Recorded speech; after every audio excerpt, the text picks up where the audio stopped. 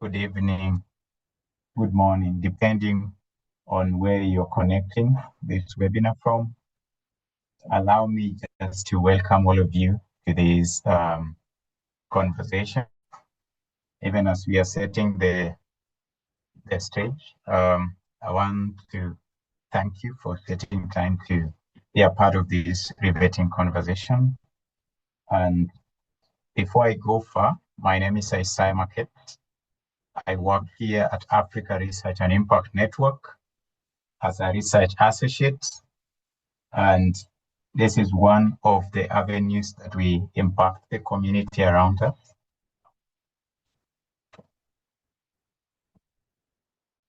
So glad to have you all, and definitely you're going to enjoy, and we'll be happy to meet all your expectations in regards to climate adaptation, especially at the local level, and also shaping the thinking even at the subnational, national, and also globally.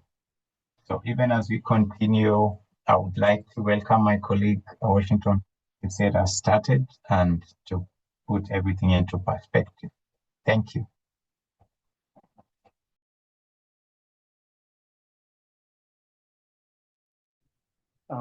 Thank you, Dr. Marquette, for starting this session off.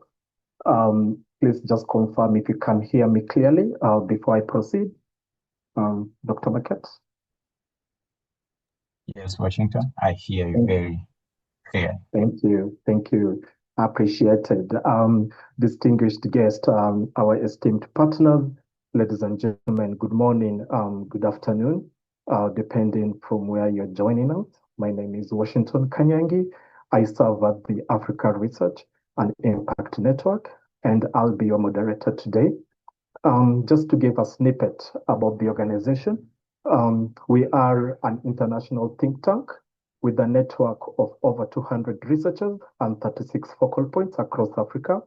And we leverage this operational framework to generate evidence across different African contexts to inform policy at the local, national, and regional levels. We also build capacity, and all these converge at realizing sustainable development and impact at the local level. It is an honor to welcome you to this pre-COP30 webinar series, where we aim to collaboratively unpack Africa's status under the global goal on adaptation. Today, we will be examining community-led indicators and their interplay with the national and global processes, and the fundamental question that we to ask ourselves: whose indicators count? So in this timely discussion, we aim to present initial insights on locally led adaptation indicators co-designed with local communities, and how these interact with the national and global processes. Two, we will also explore how these emerging community-led indicators are converging or diverging from national and global processes and their respective indicators.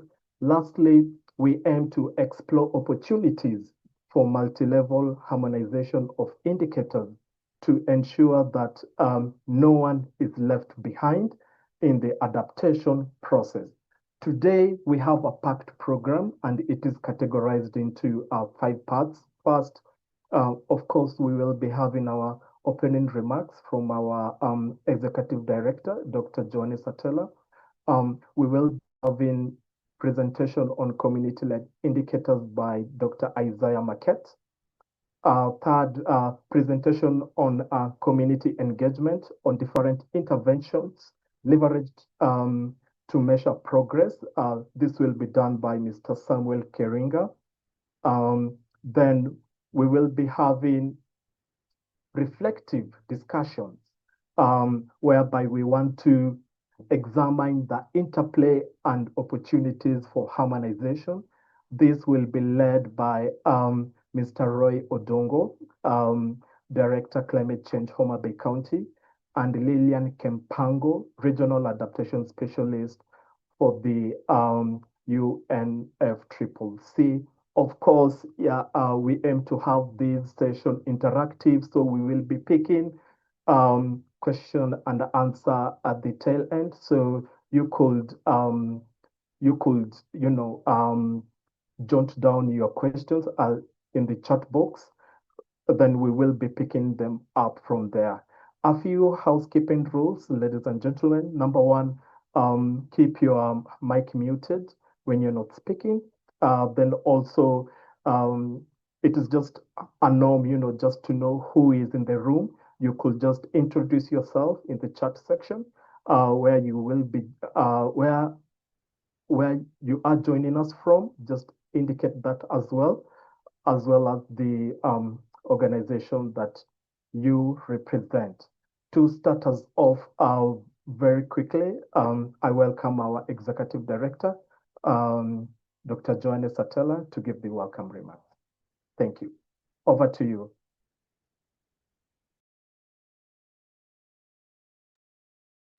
Thank you very much, Washington, for the introductory remarks, which are critical in setting us off.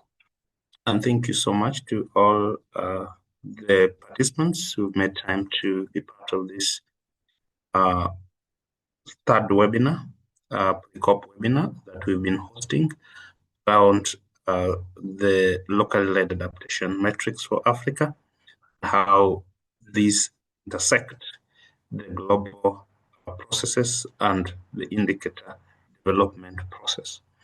As Washington has said, at ARIN, we are very keen to profile voices of local communities. And this is because that is where our research, and that is where ideally research should focus, to ensure that whatever comes out of research is actually able to speak the aspirations of these local communities.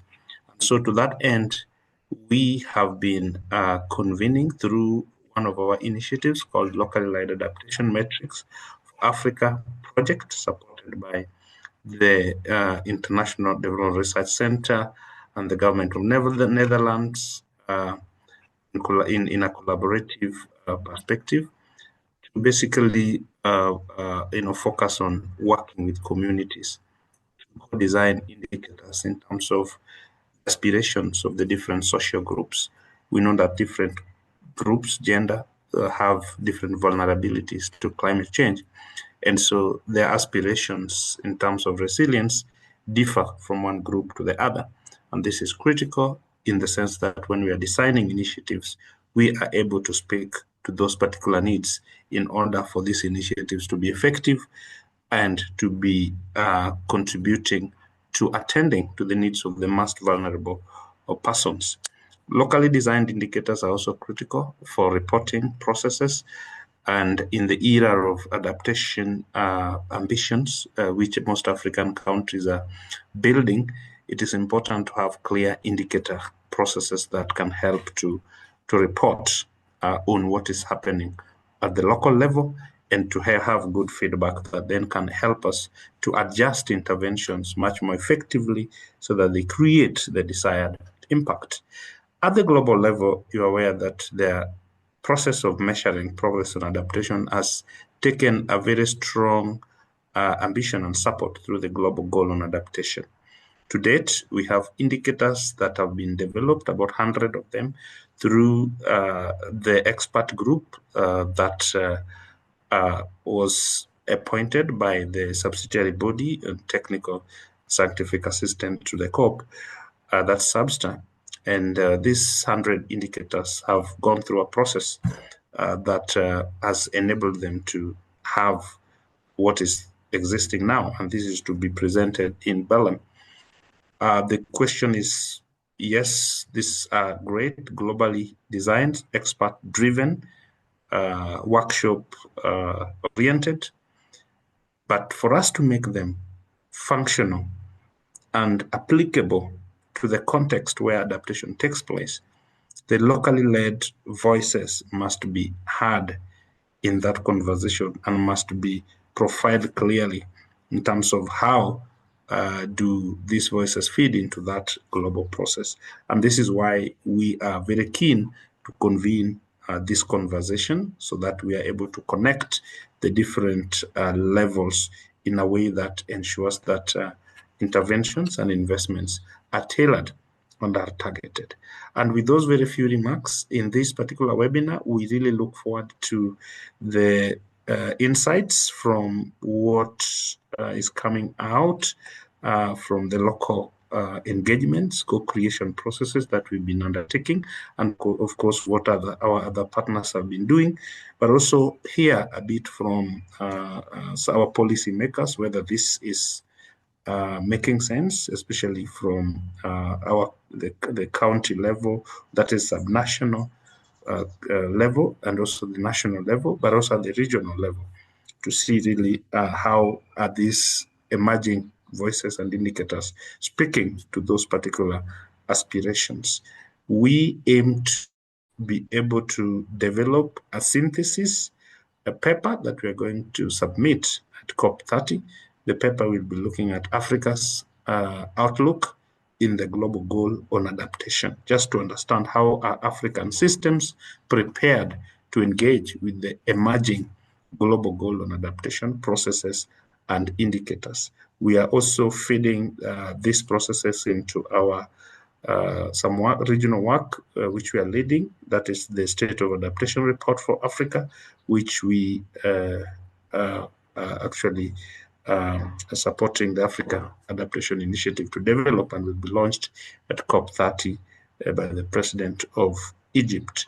There are many conversations, the LREB Summit coming up, and many others that this output would feed into. And I think for me, I really look forward to the conversation and to learn from the different experiences that are going on within the space.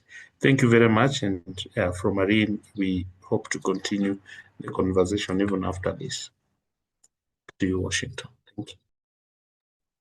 Yeah, thank you, Dr. John Esatella, for your intriguing opening remarks. Yes, indeed, we do aim to, amplify of the local community across different African contexts, and generating and deliberating on the local indicators. It's a first step towards that process. At this juncture, I welcome Dr. Isa Market, who is going to do a presentation on community-led indicators. Dr. Isa, please, if you may. Thank you so much, Washington. I trust you can hear me still and you can see my screen. Please confirm that. Yes, go ahead, please. Great. So, once again, to our esteemed audience, we would like to thank you, even as we come to the main aim of today's engagement. So I'm going to take through this presentation, which covers the community-led indicators, and we are looking at the interplay with other multi-layered level indicators, and we are trying to see which one counts the most. So in terms of the evolution on how far we've come in terms of driving this debate, so the debate largely goes back to 2000, whereby the conversation are still mutated to many other divergent voices, but the most input is of rising the 2011 engagement, which gave birth to metrics to monitor and evaluate adaptation action. Then we came to the Paris Agreement, which shaped the establishment of the GGA framework. And the current debate right now is how can we focus on the context-specific climate action for the purpose of tracking progress, measuring success, and also directing resources to where they are most suited for, and also shaping thinking around the national adaptation plans as well as aligning to the GGA frameworks. So on the aspect of what is the relevance of driving the locally led adaptation initiatives, we identified that global and national policies as well as strategies are very keen on deploying locally and inclusive adaptation actions. And this is specifically to combat differentiated vulnerabilities that are faced by the vulnerable community. And the purpose around this is to have an embedded LLA initiative that focuses at the local level for the purpose of shaping the decision making, the technological adoption, and also directing financial resources, as well as having the context-specific tailored actions to address the vulnerabilities. Nevertheless, because of the glaring gaps around the absence of community-led frameworks as well as matrices to guide decision-making, there's also the aspect of GGA momentum to drive visibility and also direct investment. However, there is need to approach the momentum with a lot of caution in this aspect, whereby without tailor-making this to speak to the local realities, it can easily mutate to aligning with the status that is ongoing. So then there is need to appreciate all the contributions, regardless of the layer from which the contribution are being made from. So there's need again to have the co-production of the locally led adaptation tools for the aspect of appreciating that climate change impacts are context-specific and also follows different social dynamics. And then there's need to appreciate all these divergent experiences in driving meaningful adaptation strategies. And we do this to specifically speak to three aspects. One is to align the priorities of diverse social groups, which are particularly vulnerable, marginalized, and this to shape the aspect of policy framing and also direct investment opportunities. And then there is aspect of measuring, tracking, and reporting the effectiveness of some of the LLS initiatives to address the intersection of vulnerabilities. And again, to provide or link different lessons, different experiences, and also to shape the national adaptation plans, the NDCs, and the GGA process. And to do so, we achieve different aspects. The first one is achieving the balance, the equity and inclusivity, whereby having such tools are able to capture and amplify voices of the vulnerable groups, especially along the gendered lens, as well as the social dynamics aspects such as the age cohorts, the purchasing ability, and the aspect of the income. So this aspect of demonstrating again the effectiveness of LLA practices, and this can only be made possible by having a simplistic presentation of LLA solutions and also having an interactive space whereby already working LLA solutions can be refreshed and also be tracked for sustainable progress. So the last one is the aspect of tracking again the progress and also bringing out the aspect of multi-layered reporting from the bottom, from the local aspect, all the way to the global scene. So this brings us to one of our flagship projects, the Llama project, and I'm going to present to you the thought process around it. So the main purpose here is to provide a co-creation, a framework whereby we co-create or develop indicators of adaptation at the local level with community. And the aspect here is to shape the thinking at the subnational level, the national level, and linking up to the global scene. So we do this following different approaches. So we've had this household survey, which I'm going to provide the insights from that survey. And then also we are engaged in different engagements in terms of shaping the processes. And I'm going again to provide this snapshot of this one. And basically our focus here is to have a community lab and also shaping the subnational labs, whereby we are engaging the county climate change leadership, and also shaping the national thinking, whereby we are involved in different thought processes, as I will be highlighting later on. And why this is important is because we want to leave no one behind, and also ensuring that there's no fragment within the policy framework. So what is emerging from our Llama fieldwork is that there is differentiated land tenure system, for example, along the gender and age cohorts. Going against the status quo, there is changing land ownership dynamics, whereby many females are now owning land, going against the patriarchal systems.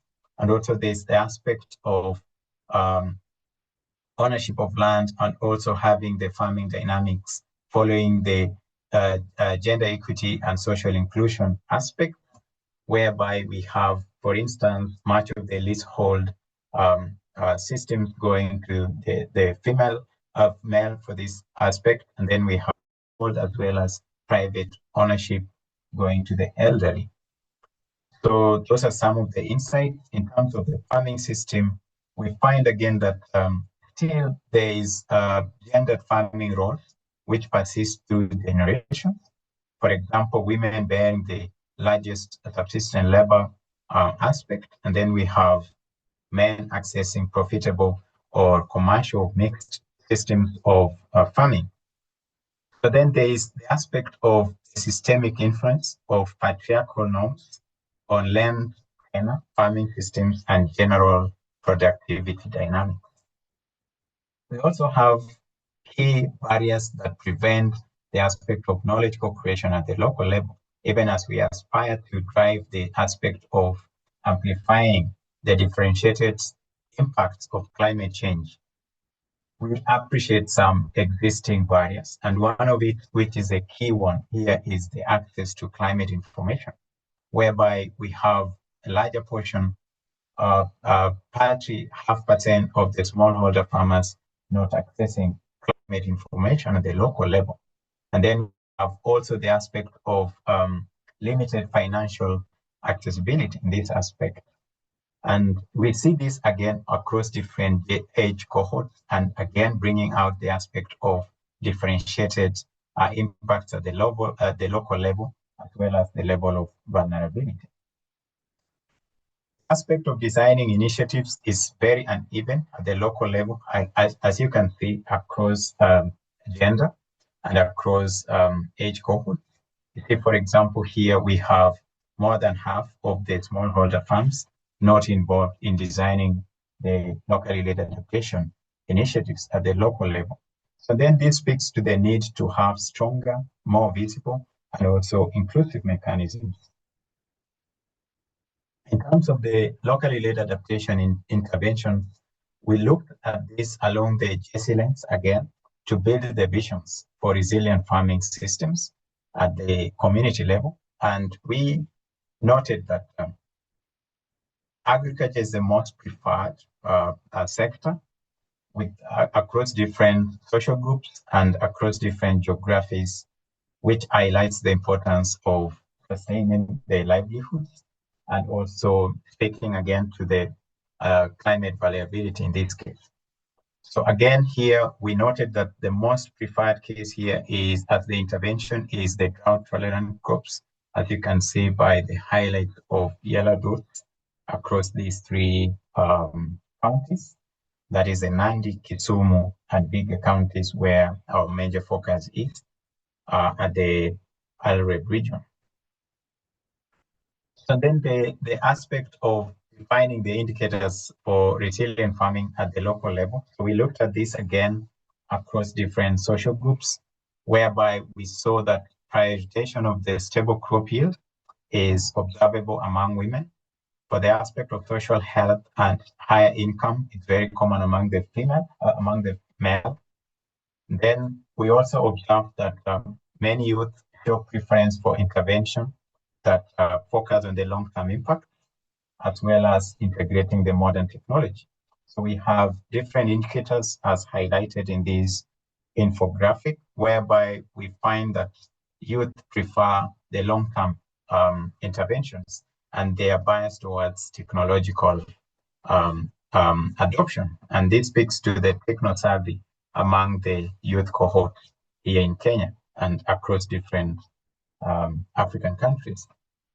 Again, we follow this forward and we again see that the indicators measuring progress at the local level is the improved crop yield, other indicators such as reduced displacement, increased water access, reduced extreme weather impact, and we have other indicators such as access to market, price stabilization, the community health improvement, and so forth. So in terms of what can be prioritized for long-term sustainability, we notice that for the aspect of early warning system, it's one of the most preferred intervention for long-term sustainability. Then we have the aspect of building capacity among farmers, diversification of livelihood, and the prioritization of nature-based solutions, as well as amplified access to climate finance. So those are some of the preferred interventions that can be prioritized for long term. And then we speak again to the aspect of differentiated impacts of climate change at the local level for the purpose of making sure that we do not only champion for the bottom-up led climate adaptation action, but also making sure that it is as inclusive as possible. And some of the aspects that we appreciate in this Llama project is the aspect of all the smallholder farmers appreciating the aspect of ensuring inclusive and adaptive agricultural policies that are tailored to local contexts. For example, access to credit and offering subsidies for the people living with disability, the aspect of climate adaptation capacity through regular training, and also appreciating or onboarding the indigenous knowledge, especially among women, groups, among the many other here that speak to the inclusion aspect. So what does Llama project communicate in all those insights that I've shared can be grouped to these four aspects. So one is on the agroecology farming systems, whereby we have local aspirations varying across different farming systems.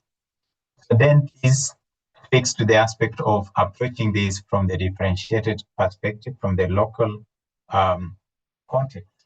We have the aspect of the social differentiation, which drive the vulnerability and also can shape the resilience factors across different social groups. There's the aspect of the local institutions, whereby we have segmented institutions and there is need to guide them to align with the local agenda. Then, of course, one of the aspects, as you saw from much of the indicators that I've spoken to, we appreciate the role that household-led indicators are process-oriented. And if you compare this one with the GGA from the global context, there's a clash. So then there's need to marry this together so to ensure that there is clear alignment. So I take you to a brief interactive session whereby now that we have appreciated that even as we speak to the local context, we also, there's the differentiated impact at the local level. So then there's need to have a reference platform whereby we can build capacity, we can foster learning, we can convene platforms of different stakeholders engaged on this space. And then there's need to have a Llama platform in this case. So we have a Llama platform here. And this is the outlook of how Llama platform, whereby we are providing insights from the field, and some of the insights that I've spoken to are fed into this platform, just to make sure that we foster learning, we envision the adaptation indicators from the local level, to shape the thinking, to shape the policies, and also guide the resources at the local level. So what comes after this and what is next after Llama project? So in terms of what we are doing as the next processes, my director spoke to this in snippet, but I'm here to amplify it further. So we have the second phase of the Llama project, which is on the synthesis work. And the focus is to provide the outlook in the Africa's perspective insofar as the GGA process and also embedding the local voices. What is coming also real quick that we are driving again is the ALREP convening. So the insights I've shared comes from the ALREP, the Lake Basin region, whereby we have different counties coming on board. So the aspect here is we are building the momentum in the run-up to the Climate Summit Expo that is being hosted by the Kakamega County.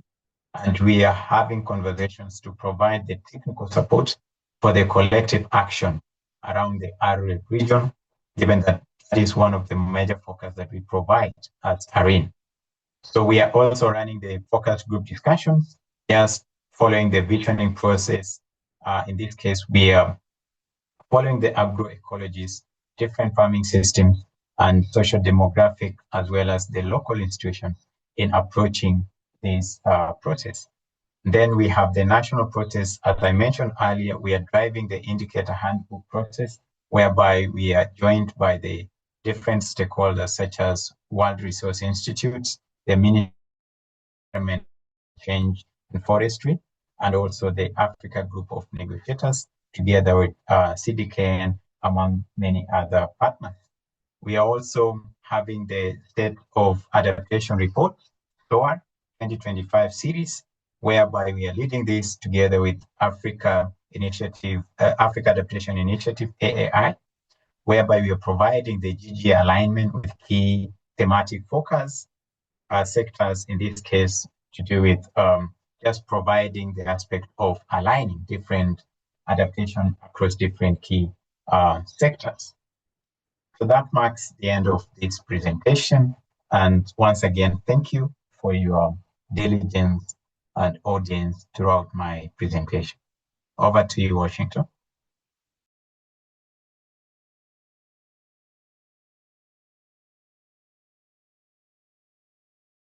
Thank you, Dr. Isaiah, for that powerful presentation. So there are three takeaways from what you have communicated. And number one is that community-led indicators are essential, and that the current adaptation frameworks are too top-down, and there's need to focus on the bottom-up approach. There's also the aspect of early warning systems being, an effective approach towards long-term sustainability. And also, you have communicated that measuring success goes beyond yields, in the sense that farmers value not only crop productivity, but also resilience against climate risk. At this particular juncture, I would also like to remind our esteemed partners who have joined us to kindly just to introduce themselves. You could also just write which organization that you are presenting and where you are coming from. In our next presentation is Samuel Keringa. Samuel Keringa will be doing a presentation on community engagement on interventions leveraged to measure progress. Mr. Samuel, the floor is yours. Go ahead.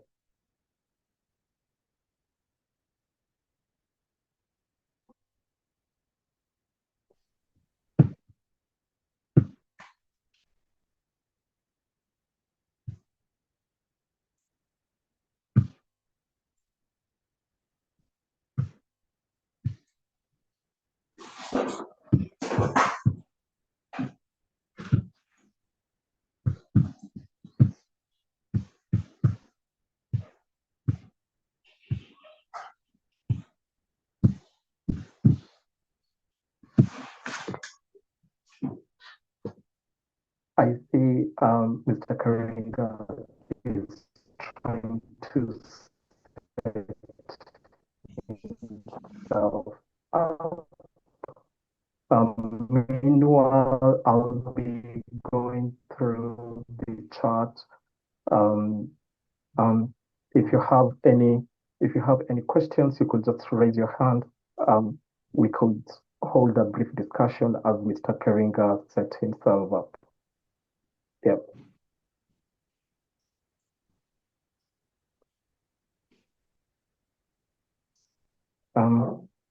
Anyone? Any questions from the audience? And Dr. Alimu is inquiring whether we will share the slides. Yes, we will share the slides. Yeah.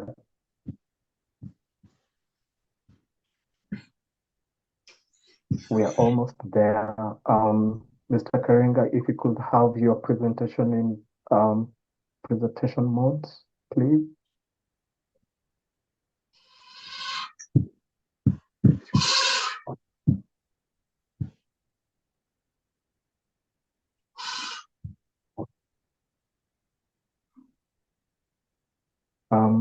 Mr. Keringa? Yes. Yeah. Are you experiencing any challenges? Maybe you could just have it in presentation mode, yeah, and proceed. Sorry for taking. I don't know if it is. If you are seeing it. Yes.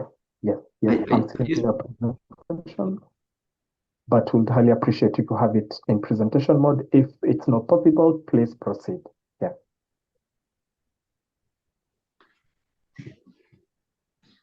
Okay. My name is Samuel Kirianga from Marsabit. I work for NAPO, Nature and People as One. We are a community-based and also a conservation-led organization based here in Marsabit. Allow me to just share some of the few things that we do with the community and then try to align with the theme of the day. So I will share some of the few experiences we had with the community.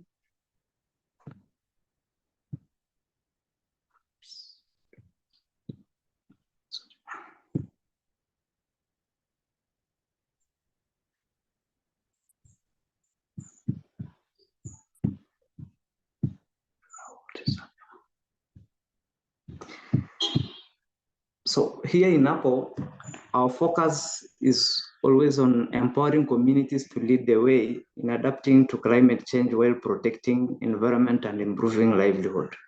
So through that, we have one of our program, which is the tree nursery, where we produce some of the native and also fruit tree seedlings.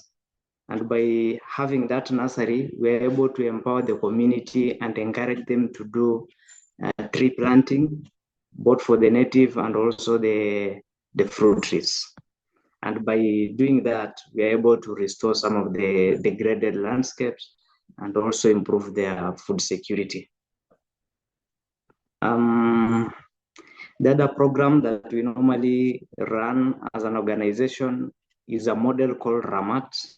RAMAT basically means caring for the environment or taking care of the environment. So we normally engage here the community. A community is being mobilized to come out in large numbers to take care of their environment by conserving the naturally growing trees. We all understand how Marsabit is normally very hot, very dry, but since we have a very small space to do tree planting, we're able now to engage the larger community to protect and manage the naturally growing acacias.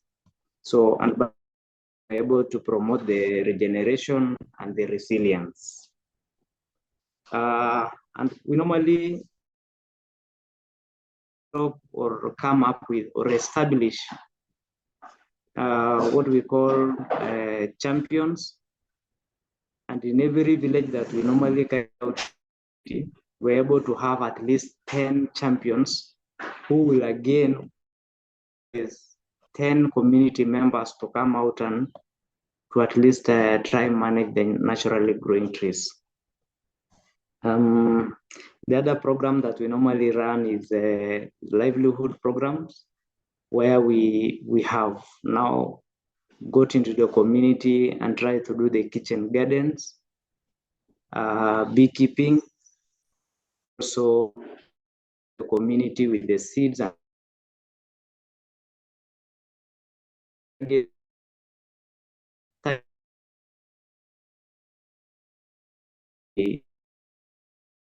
for beekeeping, we have supported farmers with 100 hives, and we have also trained them on beekeeping and also for the kitchen garden.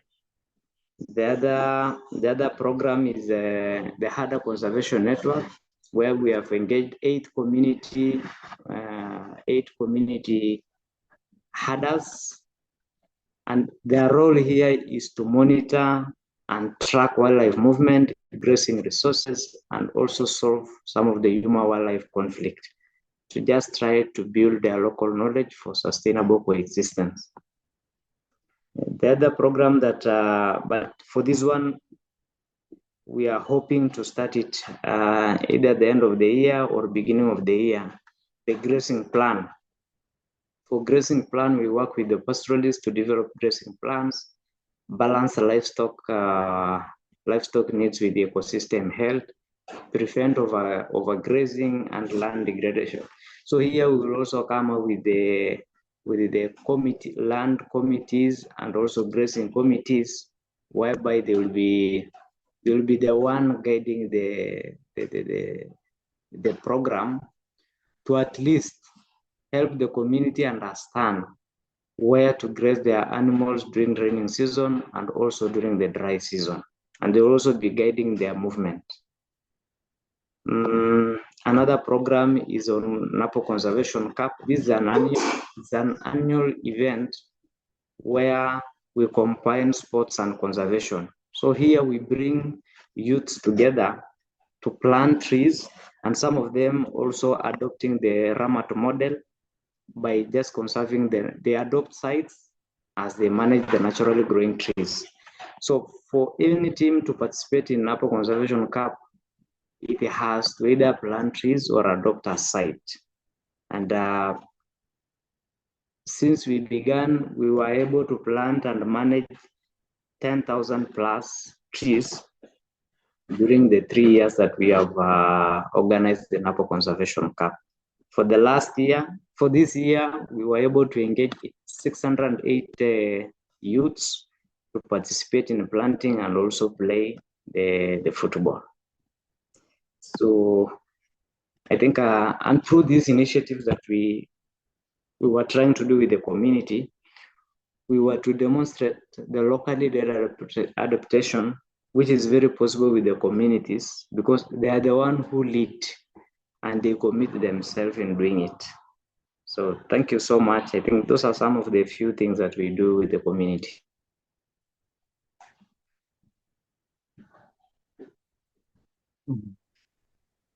Thank you.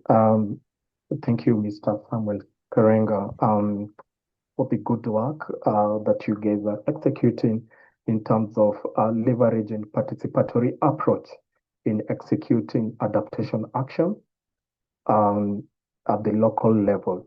At this particular moment, we are going to have some reflective discussions. Number one, Mr. Roy Odongo, the Director of Climate Change, Homa Bay County, will be speaking to the aspect of interplay and opportunities for harmonization. Mr. Roy Odongo, if you can hear me, Mr. Samuel, please, if you may, and share your document. Yeah. Yes, I'm present. Thank you.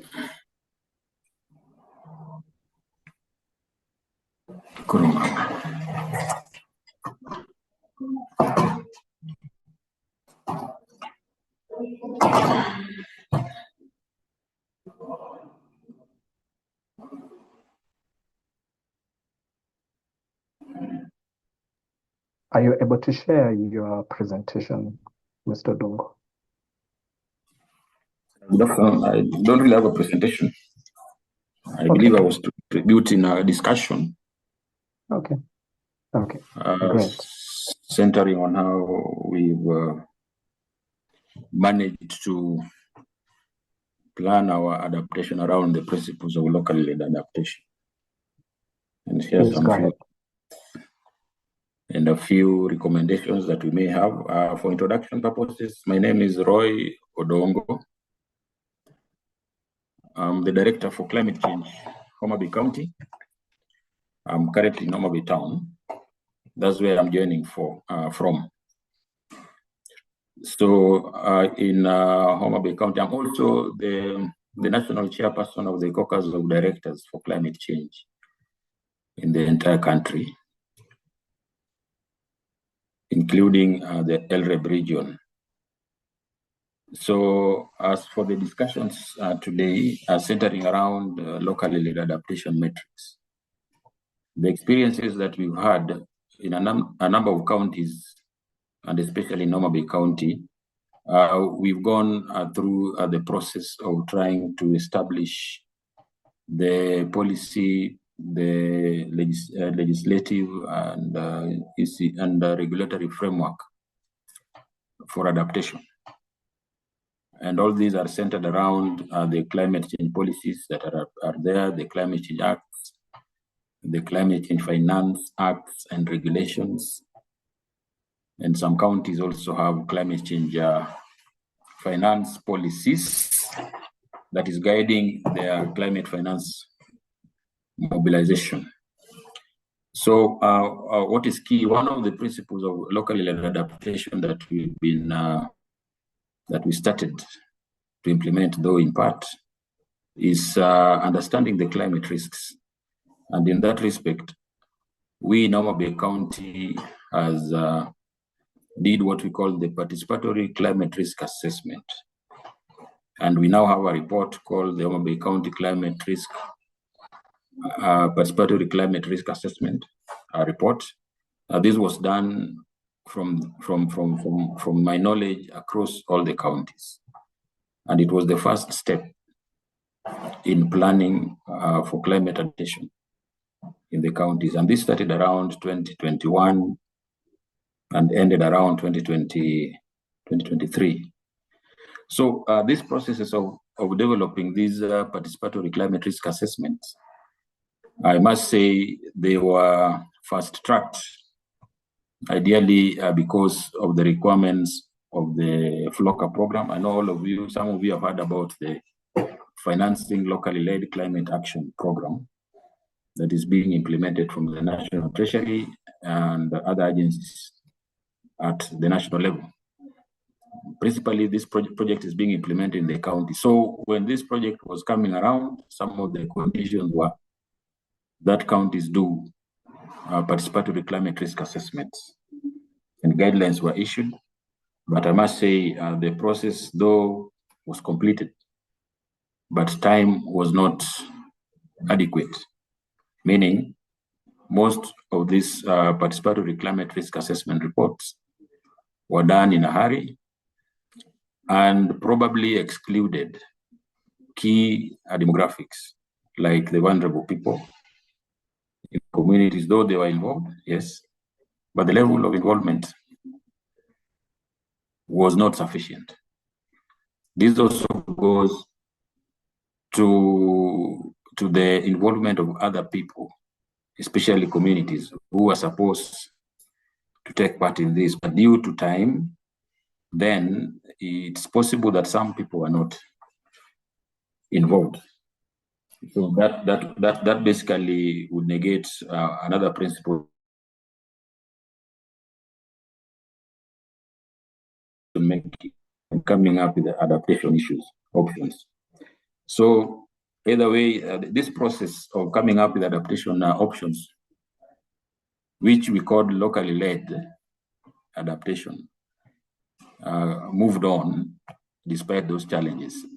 And building on the participatory climate risk assessment, what we call the county climate change action plans. 5-year county climate change action plans, which Bay County, together with the rest of the counties, did to basically set out priorities for climate action for a period of 5 years. An important aspect of these climate change action plans was that they were supposed to be aligned to the 5-year county integrated development plans.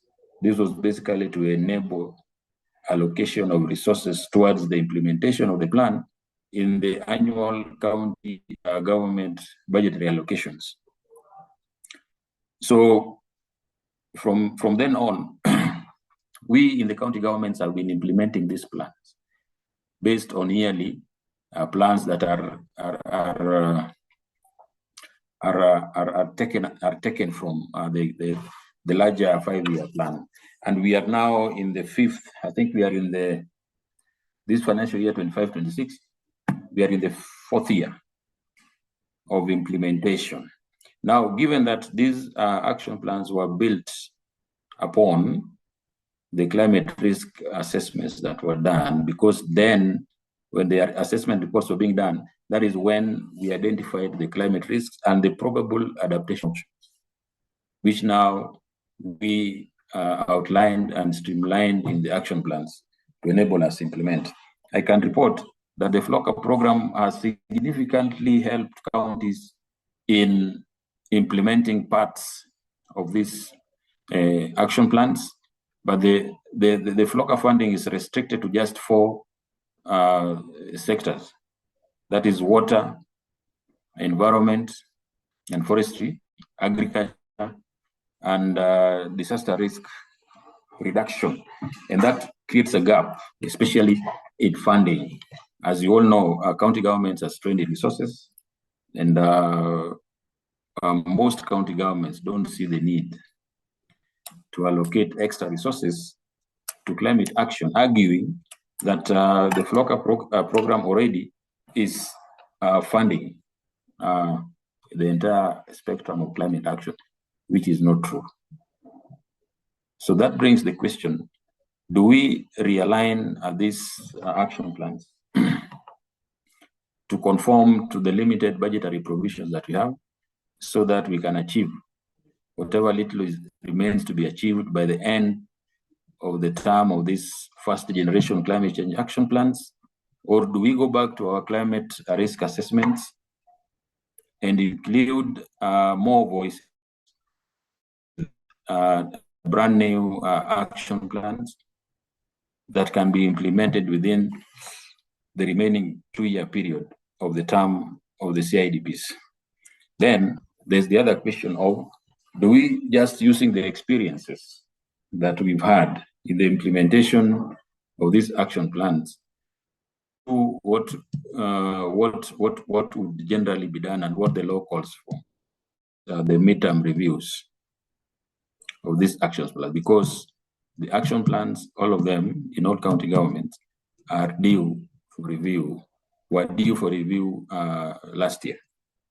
Some counties, very few of them have managed to review, but a majority of them, including Bay County, has not been able to review because of because of scarcity of resources to do these reviews. So this is what we in the county governments are grappling with, and that's where there's an opportunity where now we can link our gaps to the benefits of research and utilize this opportunity to apply the gaps that have been not the presentation that was made earlier on the local led adaptation matrix for Africa. Those gaps that are identified in that presentation are basically speaking to what we in the county governments who are actually in the grassroots implementing climate action are observing.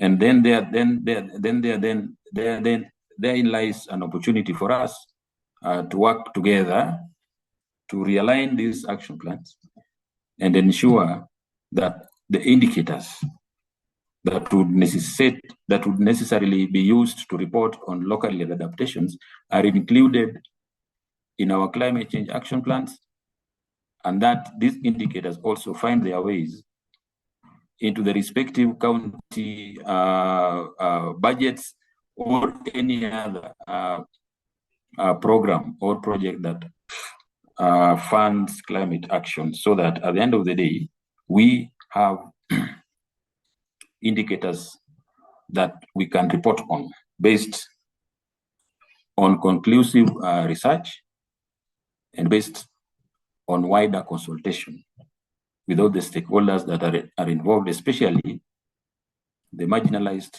people and significant demographics like the youth and women.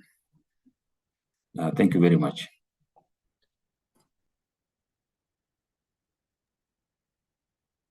Thank you, Mr. Odongo, for your thought-provoking submission, whereby you are trying to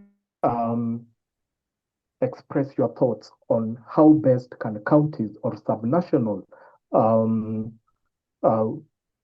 subnational government agencies, how can they align their adaptation action plans with the major national programs such as the FLOCA, with an aim to attract financing. And the big challenge here is especially when these local action plans are midway of their implementation. Thank you for those submissions. And before I let you go, there's a question from the chat by Mr. Elijah Odundo, and he's inquiring to what extent is the LAMA, locally led adaptation metrics for Africa, interacting with the county climate action plan for purposes of picking the community voices that could be better captured within the PRA and the climate county action plan. Yeah, go ahead. Thank you very much. And I want to thank Mr. Odundo for that very nice question. I will attempt to answer, and I think this also could be answered by any other person who has had experience at a local level. Ideally, LAMA, these locally led adaptation matrices, when we were formulating, especially the PCRA, during the PCRA process that fed into the FICAP, we tried as much as possible to adhere to the principles of local adaptation, especially those speaking to the involvement of people in decision making, attempts to address structural inequalities, and also issues around flexibility in decision making. These were tailored into the framework or into the body of this document, but obviously with challenges. Like mentioned, doing the pieces, the timeframes were not very conducive. Even the CCAPs, the timeframes were not very conducive. And at the time, when now we to monitor and also to measure our progress, we find there are certain limitations that come about due to inconclusive or inadequate involvement of a large group of people or a large group of of stakeholders in making some of these decisions. Because every time you go to the field, to the wards, you interact with a different set of people. You may not interact with the same set of people. So you find another set of people who actually seem to be green on what you are doing. And they would comfortably say, and they are saying the truth, that they have never interacted with these documents or with some of these plans that we are coming with. So that's why we are saying that we have identified that there's a gap and there's a need to review our progress and either redo our PCRAs or review our CCAPs and include those voices that were not included in the beginning, so that at the end of the day, when the term of these CCAPs come to an end, we can accurately report on the progress that has been made. There's a very big need for us to review and include whichever voices, whichever metrics were left out in the CCAPs before their term comes to an end. Thank you. Thank you, Roy.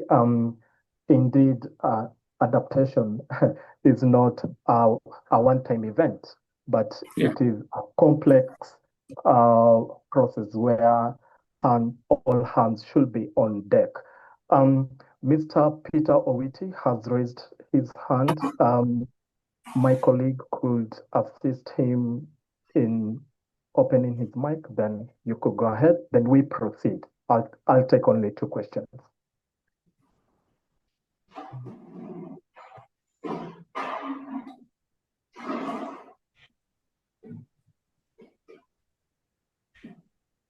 Mr. Peter, are you able to speak? Yes, thank you very much. I saw there was no provision, but I've written my question on the chat, but I can still raise it. That in most times you find that we keep on lamenting about money, and yet there are some things that we can do with the human resource that we have. So I've written that we have been implementing to some extent with DRODCA and also community and other interest parties. So in waiting for money from the global bodies or from the government or from a budgetary provision, why don't we do a desk review? With using those reports, we can do a desk review and bring in the metrics that were left out, that people have expressed because it was participatory.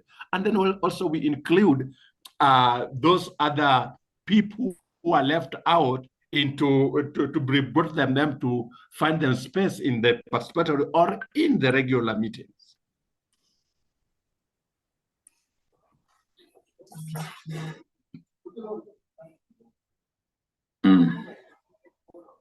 Yes, Roy, would you want to respond?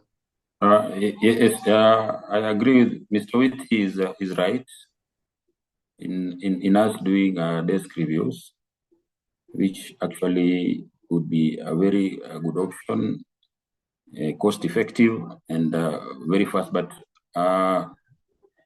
you realize we are in this place because adaptations actions need to be locally led, and these issues need to be discussed directly with the people who are actually feeling the impact of climate change. And they need, we just don't need to say that they are involved, but they need to feel that indeed they are involved by taking part in these sessions where these decisions are being led. Because if you look at the principles of locally led adaptation, devolving decision making is one of the key principles. And when we now decide to sit somewhere in the offices and purport to be including the voices of people which we have acknowledged we left out in the first place, then we will be still repeating the same mistakes that we did. So we acknowledge that would be a very good way to go, but there is need to do this thing in the right way once and for all, so that we get these adaptation actions right, without people saying that their voices have been left out. Like I mentioned, when we go back to those people that we supposedly went to, we find that the people that we did meet with are not the same people that we met when we were going now. But now we have now to come with some new approaches, like creating mass very massive awareness about what we are doing. And these things cost money. And it may look like we are lamenting about money, but that is actually what is needed for us to move and see the people. But I am very grateful for the comments of Mr. Whitty, and it can also help us, but it needs to be reinforced by actual actions where the people are, and that is in the communities. Thank you. Thank you, Mr. Odongo. Dr. Johannes has raised his hand. I will give him the chance to speak for obvious reasons. Colleagues, kindly assist. Yeah, no, thank you, Mr. Dongo, for the insights and the experiences with the county in developing the risk assessments and the usability of those assessments. I was wondering, in terms of the FLOCA, and this is also for the benefit of most participants who actually are struggling for climate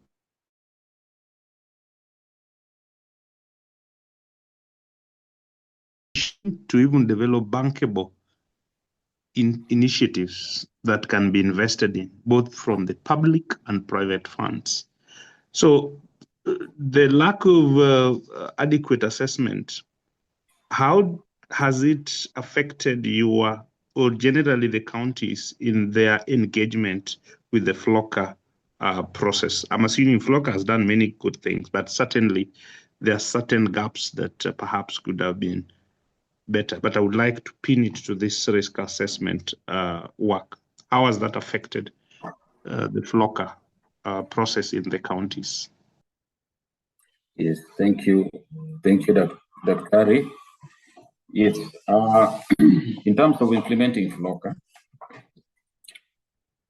the apparent lack of comprehensive engagement of the people, especially during the PCRA process, has also not only affected FLOCA, but has also affected the entire spectrum of climate actions, especially those that should respond to adaptation issues. Because in the initial engagement, number one, understanding of what climate risks were, especially to engaged, not very elaborate.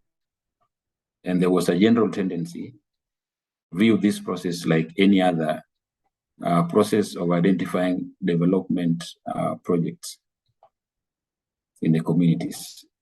And in communities, when they have that thought, what comes in their mind mostly are issues around just around three sectors. You will hear them talk about water, they'll talk about roads, and to an extent, they may talk about issues to do with farming. Yet, we know climate risks affect people beyond those three sectors. You will find that issues around disaster risk management and reduction were never mentioned, did not come out from the communities. So whatever was captured at that point only necessitated coming up with adaptation investments around response to water scarcity, response to, in some instances, accessibility to these water resources, and instances around responses to scarcities in staple crops like maize and sorghum and all those things. And you'll find communities saying that all they need is to have seeds distributed to them. So that limited knowledge about what climate change risks really were and how to respond to them at that point in time limited the options available for investments. And that, to an extent, has affected the implementation of projects under FLOCA, because the implementation tends to limit itself to these sectors, that is, provision of basic water, provision of seeds, and to an extent, issues around tree planting. But then there are other insights and truths around climate risks that were not addressed then, like options around nature-based solutions that would go a long way in improving adaptation to climate and even mitigating climate risk. So this all boils down to lack of knowledge on climate issues and maybe insufficient climate information at that point in time. But now with time and with experience, and even from further insights from the same communities, then it brings out the need to go back again and collect these views and then crystallize them into some substantive adaptation investments that can really address long-term adaptations in the communities. Thank you. Thank you. Thank you for those insightful submissions. At this particular juncture, I would like to welcome Miss Lillian Kempango. Nice to see you. Ready to take on this question. And please, if you could just reflect on the interplay and opportunities for harmonization of indicators from the local level to the global level. Over to you. Yeah, thank you very much, Mr. Washington. Again, my name is Lillian Kempango, and I'm the Regional Adaptation Specialist for the RCC Eastern Southern Africa. I'll reflect on the question, what is the role of the UNFCCC in supporting adaptation planning and adaptation access in the context of the new development of indicators for the global goal of adaptation. First of all, maybe I'll start with, I'm not very sure if many of you know about the regional collaboration centers under the UNFCCC. So these collaboration centers were established by the UNFCCC to extend technical support and facilitate cooperation among countries in the different regions. So far, we have we have 6 regional collaboration centers, but in Africa we have 2. That is the East and Southern Africa, which covers 19 countries, and the West and Central Africa, which covers the whole of the Western and Central African countries. So in areas of adaptation and adaptation planning, currently we are implementing a project on adaptation, and this project really seeks to promote and fast track the implementation and formulation of the national adaptation plans. We are all aware of the relevance of the NAPs, the National Adaptation Plans, in creating and building resiliency of climate of communities that are at risk of climate change. So in East and Southern Africa, as I've already told you, we are working with the 19 countries, and really we are ensuring and providing strategic guidance in their formulation and implementation of NAPs, and we're looking at various aspects. One is how do we navigate, especially on the area of financing. And here we are bridging the finance gaps by matchmaking parties with development agencies or other stakeholders that have financial support for the implementation and the formulation of the NAPs.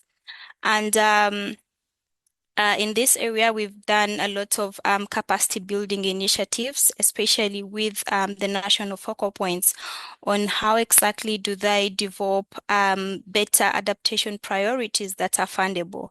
We all know that one of really issues that is backtracking the implementation of adaptation is finance. So once finance is out of the way, then we ensure that countries or communities or different stakeholders are able to implement these priorities or these adaptation priorities. Then also, we have been ensuring that, first of all, there was a decision to fast track the submission of the NAPs from 2027 to 2025. So we have really been following up on how are these countries what is the status quo on their formulation and implementation of the NAPs? So some countries have really advanced in their NAPs, while others are still struggling in submitting and also starting on their NAPs. So we have been trying to conduct the NAP country dialogues. And this basically helps us to understand what are the current status, what are the current challenges and support requests do these countries require for them to ensure that they submit their NAPs. And those that are already in implementation, try to understand what is the level of implementation and what are the current gaps. And through that, we're able to undertake various strategies to support these countries that come forward requesting for support. As already talked about, as RSCCs, we are not implementers. So we normally really provide much more on technical support and leveraging on our networks, the big organizations that we are working with to extend similar support to the countries. On capacity building, we do both regional webinars and in-person trainings, especially for the NAP focal persons, on the kind of support that they need. So one that I can talk about is the recent capacity building on the NAPs for Africa and SEEDS that happened in Nairobi, where we brought more than 30 countries in Africa. And we invited organizations such as UNDP, Triple GI, UNEP, among others, and also financial institutions such as GCF and Adaptation Fund. And this is really very relevant, especially when we're talking about financing of adaptation priorities, adaptation actions that have been already identified through a series of stakeholder engagements by the country. So in these trainings, we help the focal points, and those are the technical personnel for the government and climate change or environment to develop bankable projects. And these bankable projects, of course, the more like investment vehicles for implementation of these priorities. Then we also identify some of the data and information gaps, especially on climate data and information. Of course, this really hampers effective planning and response of climate change crisis, especially on hazards such as droughts, floods, landslides, among others. So in some of these trainings, we try to cover what are the latest technologies that can be used for effective data collection and mapping of some of these specific climate hazards and how do they respond. We also talk about technologies in areas of early warning systems to ensure that communities are able to respond in a more timely way. Also, in some of the areas that we've really been working on, of course, is to ensure mainstreaming of adaptation and encouraging countries to integrate adaptation measures in their national development and climate policies. I think in August, we did hold a NAP Expo, which is the National Adaptation Expo, that gathered more than very many stakeholders. It was held in Zambia, and this was one of the platforms that the UNFCCC uses to create best practices and knowledge sharing among partners that are working on adaptation related areas. And through these, different stakeholders are able to network and understand what are some of the adaptation projects that are being implemented. What are the sources of innovative financing that are available for implementation? One of the critical or one of the innovative financing modalities that is currently being talked about is green bonds. So how are some of these countries better placed to use these innovations, these finance innovations or financing tools to attract more financing rather than relying on the traditional financing mechanisms? So this is basically how the UNFCCC is supporting adaptation planning.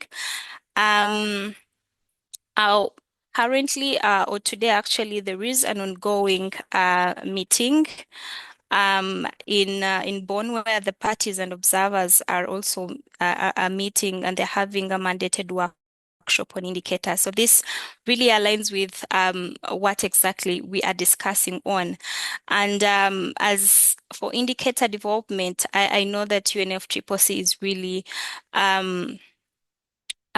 is really bridging the gaps, but also helping countries in ensuring that helping parties in ensuring that the indicators that they are setting reflect the current status quo on what is happening on ground, and ensuring that all these indicators are trackable and actions that should be implemented aligning with are all aligned with the GGA target themes.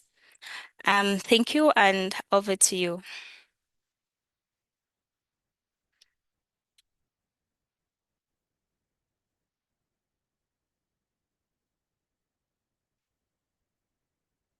Thank you. Thank you, Ms. Lillian, for those insightful submissions on the role of UNFCCC. It is great to learn that it provides technical support for developing NAPs and just to understand respective country priority, and also the aspect of conceptualizing effective financing innovation tools that just trying to understand what kinds of instruments will work for a particular country and why not as well. And also there's the aspect of developing bankable projects. We do know that mitigation initiatives do attract more of the climate finance, and mainly because it is not attractive to the private sector. That is a well-known fact, and therefore, how can we embed business models into adaptation initiatives? Thank you so much for your I will quick question from the audience from me. If none, we proceed to the next session. I'll just have a quick view.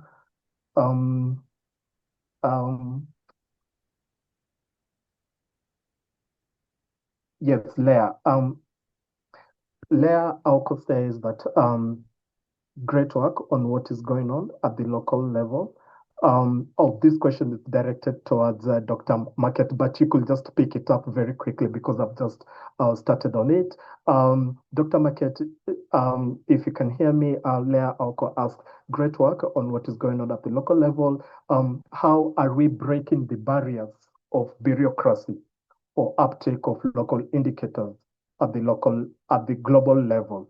Ms. Lillian, also, if you may just reflect on this question as well. Dr. Market, I'll just start with you, then quickly, Ms. Lillian. Yeah, go ahead.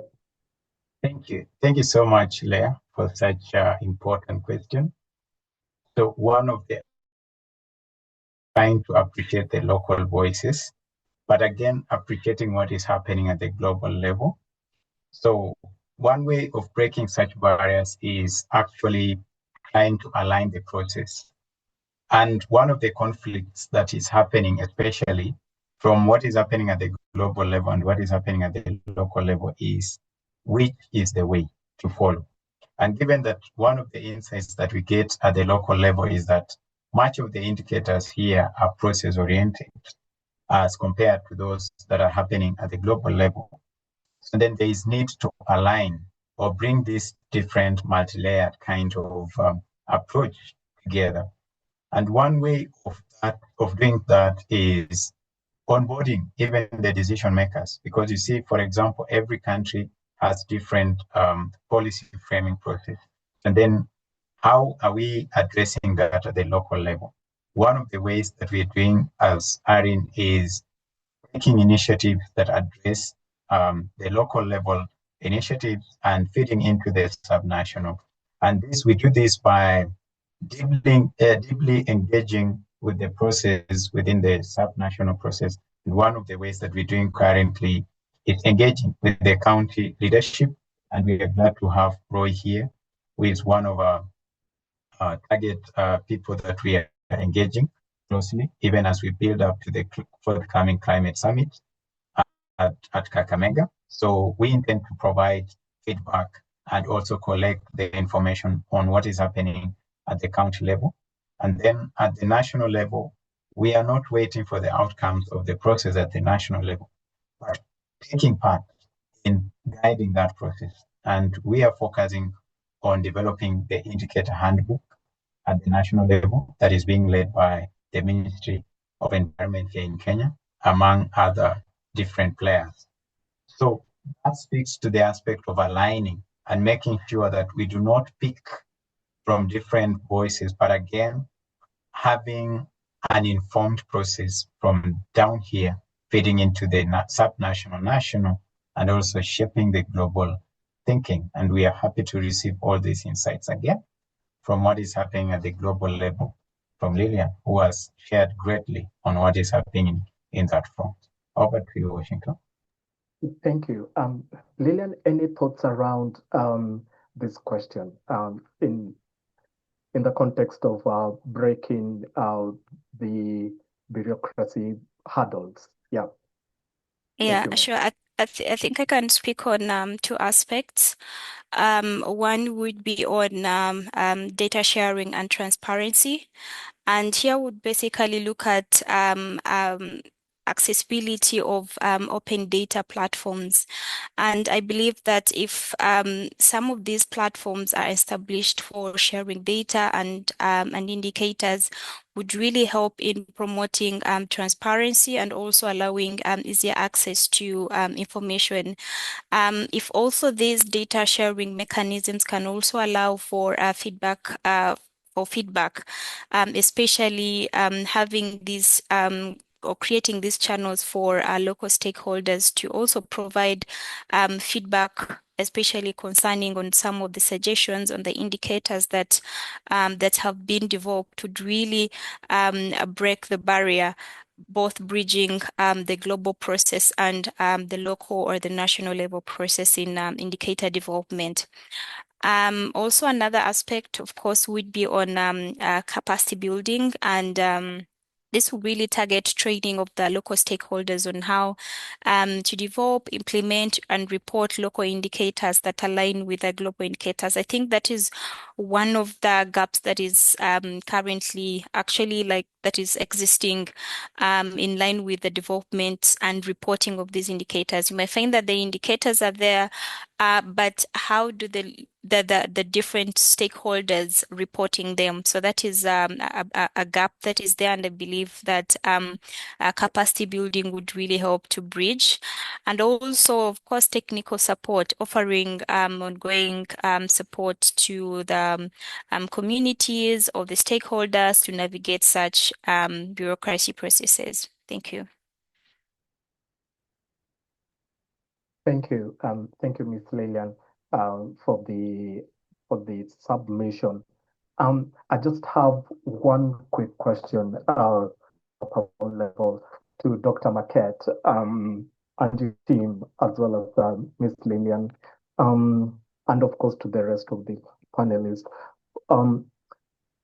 The Belém expert group has developed the 100 adaptation indicators in line with the global goal on adaptation. Then Dr. Marquette is leading a program on a locally led adaptation metrics, whereby they want to enhance the local community voices through co-creating indicators with them. And the question that I want to bring in here, and it is on our title of the webinar, whose indicators count? Is it the global level that has been developed by the experts, or the local level? I'll begin with Dr. Marquette, then Ms. Lillian. Yeah. Yeah. Washington, thank you. Thank you for such hard-hitting question. And I appreciate that. One of the purposes of this webinar is trying to dissect across these different indicators and matrices that have been developed, both at the global level, subnational, national, and the local level. So yeah, I begin by arguing from the aspect, again, of having the contextual understanding of climate impacts. You can see that even through our differentiated impact in Kenya, we have ASAL or non-ASAL counties, for instance, and then having a universal kind of approach to address these impacts from the top down somehow ignores this differentiation. So then given that there is this from the context specific, then I'll draw again, even as we go to the global level, the question that we try to kind of ignore is this aspect of differentiated impacts that communities face. And even within the community, we have other differentiations. And I've given the aspect of the gender, the aspect of social ability at the local level. So those are the underlying things that speak to the aspect. I know at the global level, the indicators that you've spoken to, I've went through, they provide the aspect of disaggregation, which is a very fantastic idea. And I do appreciate the experts of even thinking alongside such areas. So it speaks to the aspect of differentiated impacts of climate change. But then I'm looking at it from the perspective of having these universal indicators at the global level, speaking to, for example, contexts like Africa, whereby, again, we do appreciate the differentiated impacts of the climate change. And then it speaks to the aspect of, even as we look and try to align with what is happening in the global scene. So then there's need to shape this thinking right away from the local level to ensure that no voice is left behind, no underlying factors are left behind, and also to speak to the aspirations from the local level to fit into the policies being shaped at the global scene. And one of the issues that we try to address, even we argue from that front, it's the aspect of policy framing. If the policy framing are designed at the top level, so then can they be informed at the local level as well? Can the policy framing be co-created at the local level by onboarding the community, their aspirations, their struggles, their vulnerabilities? So then it's not about which indicator is smart. It's about what does the indicator address really? What does the indicator speak to? So I'll leave it at that, but I'm happy to onboard my director here, Dr. Janet, if he can make a quick chime to that. Thank you.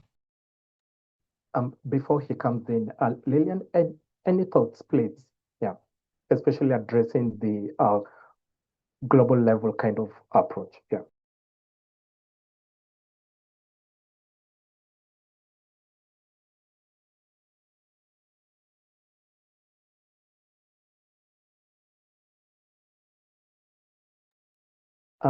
As Lillian prepares herself, Dr. Johnny, any thoughts around who's Yeah, I think Isaiah captured it well. The only thing I want to add is indicators mean different things to different people, and for the different stakeholders interested in adaptation discourse, what we have seen from some work we have done in terms of trying to synthesize the metrics outlook for Africa in line with the GGA is that different players prefer different things. The private sector are interested more in profit-oriented indicators. The local communities, from what we see, are more interested in livelihoods and safeguarding those livelihood assets that support them. And of course, the government at the national level, the sort of indicators we've seen from the national adaptation plans, and a lot of them have a lot of developmental GDP, kind of national economic development agenda in them. And of course, now the global goal and adaptation indicators seem to me like focusing more again on SDGs, Sustainable Development Goals, which is an umbrella that covers all. So I would say that there are these differential preferences, and what we are saying here is not that there's one fit it all, like one thing, that one kind of indicators that really serves all the purposes. But can we co-create so that all voices in this process count? There's no voice which is more important than the other. Of course, in the adaptation space, the communities who are suffering the impacts of climate change are very important in this case. But at the same time, we need the government policy interests, we need the private sector money, the investments, we need the global ambition and the political goodwill.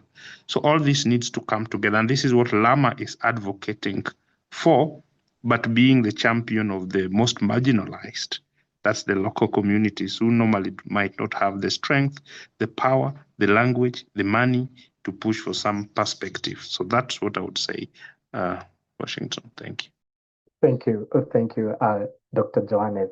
At this juncture, I would like to open the floor to all participants. I'll give it around 10 minutes of open discussions just to shape the thinking and just inform, the discussion around community-led indicators. Mr. Odundo, your hands have been up for a long time. Colleagues, kindly assist Mr. Odundo to speak. Yeah.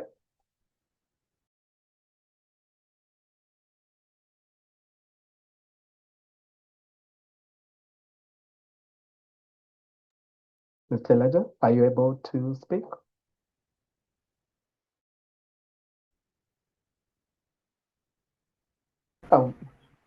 Can you hear me? Yes, go ahead, please. Thank you, Washington. I Thank you for the insights that have been provided. I think mine still goes back to, I think, very grassroots and very local. So my input will still go down there. I appreciate the fact that county perspective has really been given here very, very well in terms of FLOCA. And Roy has actually captured it very well in terms of the challenges that are there when it comes to capturing the actual community voices. Well, as far as the mechanics go, that is fine. But then we need to look at how to go beyond that, because already already developed. There is something we can build on. Now, my comment then goes to what ARIN is doing. It would be nice to see a very clear feedback mechanism that helps to strengthen what would come from the community that passes through the counties, headed to the national level. And of course, ARIN is there trying to shape things so that the community voices can be put into perspective. What are these feedback mechanisms that ARIN is putting in place to even help the counties to do to capture those voices well? Lastly, I think FLOCA, for me, it looks like it's an opportunity that has presented itself for what Lama is doing, so that the voices, we can find the best way of capturing these voices. We need to go a step beyond what we are doing now to focus much more on what happens at that grassroots level, so that we empower the counties to have a proper mechanism to capture those voices. And the counties need to think beyond money, because they can use the structure that they already have without spending extra funds. Thank you. Thank you. Thank you. Dr. Isaiah, what are your thoughts around the feedback mechanisms that Lama ought to use? Yep. Thank you, Odundo. You've raised really a very important and novel idea that I think, to me, serves the purpose of this webinar. Because one of the things that we are trying to drive in this process is not just harvesting information or harvesting indicators from the community. We are actually involving the community in co-creating these indicators. So the question that comes on board is, what next after we've co-created with the community? The second phase is now informing or shaping now the policy making process here, whereby we are now joining hands with the sub-national level through the county directorate, and we're engaging with different county directorates in this process to try and build capacity, to try and have kind of an alliance whereby we speak to regional issues at that front. If it is the lakeside climate change issue, so we are trying to build that thought process to ensure that we are not participants, but also creators in the process of shaping the thinking around that. So how do we provide the feedback mechanism back to the creators of the indicators in this case? I believe that once we co-create again the information at the sub-national level, at the county level, the county is now able to provide that feedback loop to the community through some of the novel policy frameworks that they will be adopting. For example, if we inform that this is a more enabler or process-oriented indicators, then the counties, the Directorate of Climate Change at that front will be able to focus more on enabling the community to be resilient. Yeah, so that is one of the ways. Again, at the national level, we are not just, again, providing this material and dump it somewhere, but also engaging at the national framing process, whereby right now we are engaged in developing the National Indicator Handbook together with the Ministry of Environment. So we believe that co-creating such novel feedback avenues will be able to shape the process, shape the framing of the policies at all these layers of process making. but I'm happy to provide this chance again to my director if he can add anything or anyone from my team. Thank you.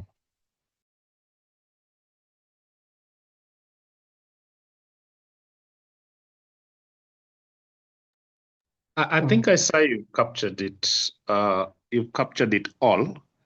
I guess the most important thing is to create what you've called an alliance, but a continuous engagement process, because that is how you can get the feedback loop to be continuous and sustained over a long period of time to create impact. The challenge has always been that some of these initiatives we do are project oriented and they are bound by timelines. So sometimes there's no enough time to create these alliances. And that is why the RE network, the organizational innovation, is in the fact that we are inviting or admitting policymakers, including at the county level, at the national level, and also across Africa, to be part of our fellowship program. That implies that these policymakers can work with the researchers to really co-create ideas and co-publish, and in so doing, the feedback mechanism is great at that level, at the policy level, with the being a county, a local liaison. It's possible for them to then take this message back to the local communities. The other challenge relates to the donor fragmentations. A lot of the policies, and I'm sorry if this is wrong, especially for the county people, national government people. A lot of the policies sometimes are driven by the donor funding, and that sometimes conflicts with the actual needs of the people. So the availability of a donor fund often creates that policy drive. So the effectiveness of these policies in terms of implementation becomes questionable sometimes, because then they are not integrated in the context and in the needs, in the systems, in the bureaucracies. But most importantly, this again creates a lot of what I would call policy disfranchisements, where you find several policies, several plans, several strategies supported by different donors talking about the same thing. So there's a lot of overlap. So they need to really synchronize all these plans and policies to create one consolidated action agenda is very critical. And I think that's what the LREB team is already beginning to think about. How do you bring all these documents together into one-stop shop that really speak to the resilience aspirations of the people? So those are some of the feedback opportunities, but at the same time, the challenges that are associated with that process. Yeah, thank you. Thank you, Dr. John Esatana, for your insightful submission. At this juncture, I would like to invite Dr. Marquette to give the closing remarks, the way forward. Dr. Marquette, are you able to speak? Thank you. Thank you, Washington. I'd like to give Charles to provide the closing remarks in about 2 minutes. Charles, if you hear and see me.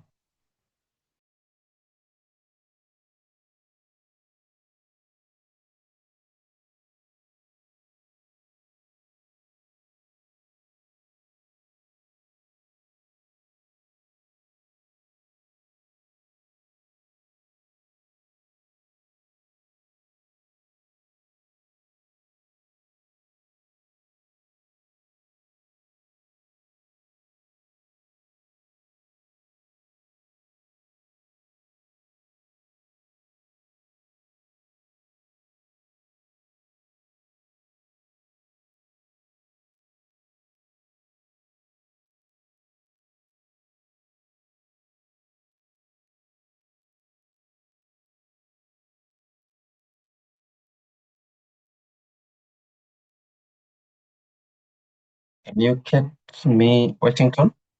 Yes, I can get you. I can hear you clearly. Please go ahead. Thank you. Okay. Thank you very much, delegates present, and the presenters and the speakers, the moderators.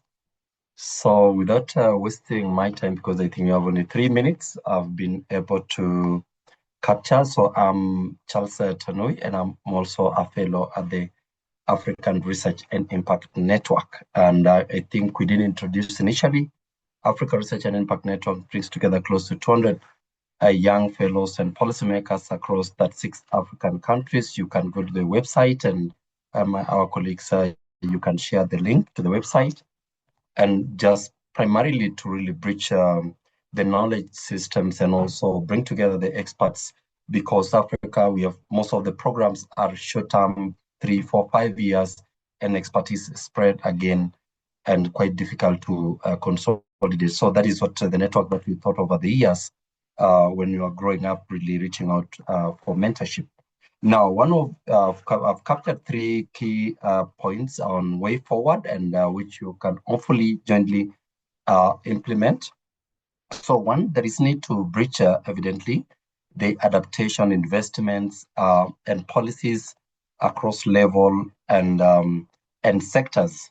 And I think one of the action which came from the sub-national government, and it was very concrete, is the need to review of local climate change action plans.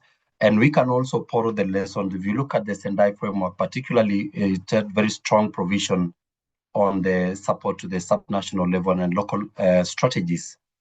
It's underperforming even the national. The last time they were on 38% of the sub-national government. Now, when it comes to the local climate action, at least for the case of Africa, quite a number of countries, of course, Nepal was the first one to develop the local adaptation plan, but now it has been scaled up by countries like Kenya, where we have got now 47 autonomous governments who have developed the sub-national climate change action plan. But there was really submission that the first evidence or the data that informed the development of the first plan was relied on not a strong foundation on multi-hazard and comprehensive risk assessment. The second also action that and also way forward is there is need to strengthen the local communities and sub-national governments' leadership in co-production of evidence that countries can align during the reporting of the indicators for measuring the progress on global goal on adaptation.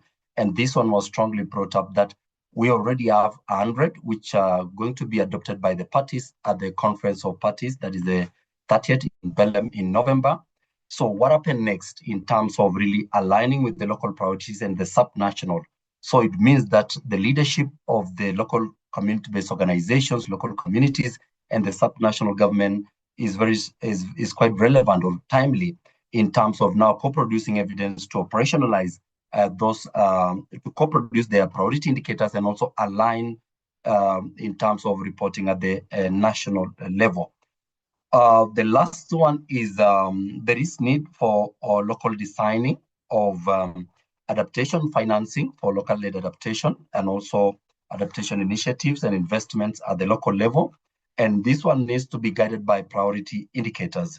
I think from the case we were told that, like, for instance, Floca, which has done very excellent getting this process of looking at the local financing, local climate action, though there are some limitations, opportunities which have been identified, there are gaps, but I look at it as an opportunity because if it covered only some sectors, then there is an opportunity for the private sector and other investors to really look at the other sectors and really support in terms of accelerating access to climate finance at the local level.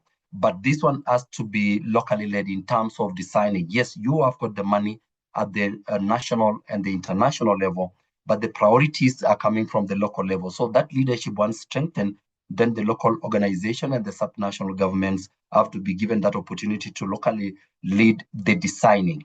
And lastly, we look forward to really catalyzing this kind of learning through the local-led adaptation metric learning platform.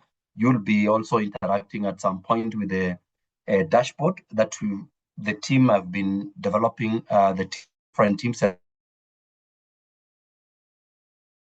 for the adaptation stakeholders, researchers, practitioners, the private sector, to look at and interact with the interplay of priority indicators from the local, subnational, and then also national and the global. Because remember, while the adaptation financing is coming from the global level, but the priority in terms of action should be at the local level without also missing the subnational and the national priorities. So we look forward to more learning, especially towards COP30, but particularly I'll encourage you, what happens at COP30 once the indicators are adopted?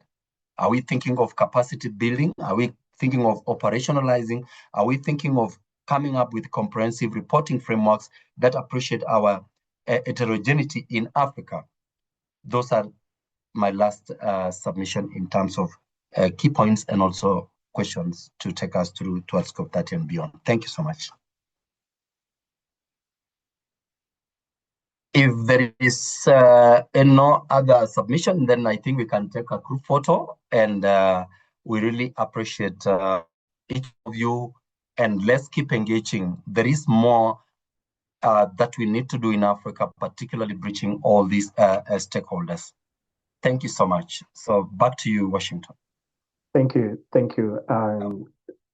Charles Tumiri. I welcome our IT team, Faith, to take Washington, before the IT, I thought yes, there was a brief highlight on the upcoming conference. Yes. Miss Maria, you... I think Marquette was to do it. Marquette, do you just highlight that? Yeah. Okay. Before the closer. Us. For the forthcoming Pan-African Conference on Environment, Climate Change and Health, which is coming on 21st to 24th of this month at Emara Ole Sereni here in Nairobi. So my colleague Maria has shared the link. We still have the registration window on, so please take a chance and come showcase some of your novel projects that you've done, and perhaps maybe trying to network with other players. We have different players coming together. We are co-convening together with the government leadership, Ministry of Environment, Ministry of Health, NEMA, KEMRI. We have the Trans Network from South Africa. We have AMREF, and we have so many confirmed participants. We have the Wellcome Trust. We have the IGRC. We have the TNO Rockefeller, among the many. We also have individual organizations that have booked a space. So do make a commitment to be a part of these global events, because we have clear representation from all over the world coming to showcase their novel activities. Could be in form of presentation, of a poster, abstract, or theoretically hosting a side event, and definitely bringing out some. We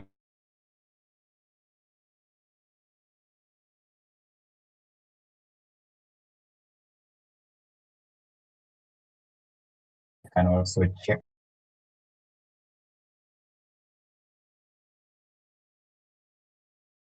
register there, and also make. Thank you. Over to you, Washington, to close this. Thank you, Dr. Marquette, on that informative brief. Quickly, we are 6 minutes past the hour. I would urge our esteemed partners to have their cameras on. Colleagues, please enable our esteemed partners to have their cameras on, so that we could just take a quick group photo. Please alert me if that has happened. Yeah.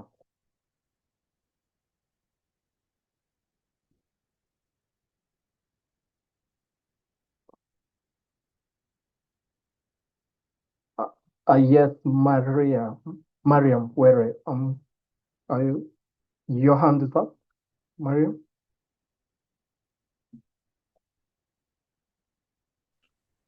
Yes, Washington. Yes, please.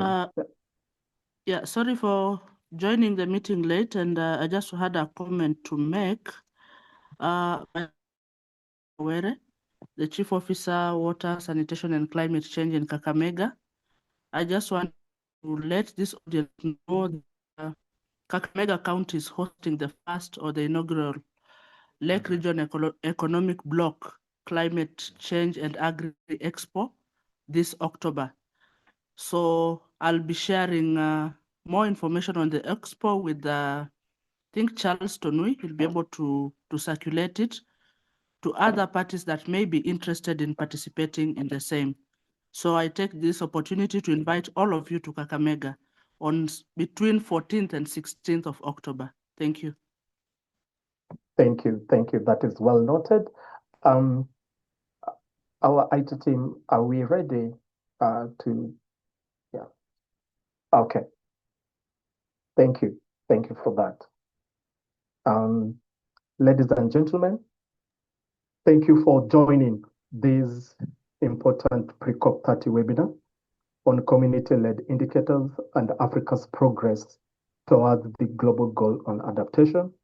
Today, we worked to clarify which indicators truly matter and the actions needed to amplify community voices.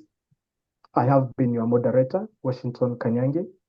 Thank you and bye-bye. Thank you. Bye.